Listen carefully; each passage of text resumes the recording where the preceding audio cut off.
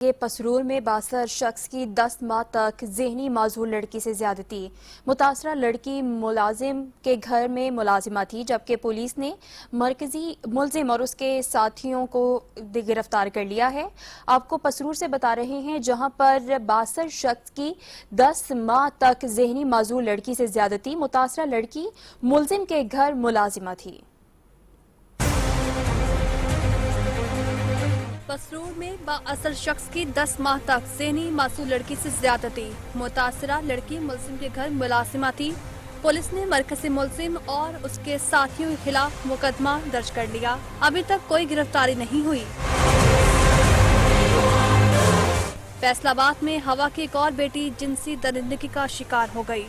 मुहाफिज police एहलकार Imran और फाहद ने मिलकर मुबैना ज्यादती की। मुतासरा लड़की की मुद्दयत में मुकदमा दर्ज कर लिया गया। मुकदमे में नामजद मेहर चौकी लारी अड्डा इमरान और होटल मालिक तनवीर गिरफ्तार। मरकजी मुलजिम फाहद फरार हो गया। सिल्लावाली में दिन दिहाड़े लड़की को अगवा कर लिया गया। 16 साल लड़की अपने वालिद के हमरा घर जा रही थी। अगवाकारों ने रास्ते में रोक लिया। मुलजिमान ने लड़की को दबोचकर गाड़ी में बिठाया और फरार हो गए। पुलिस ने मुकदमा दर्ज कर लिया।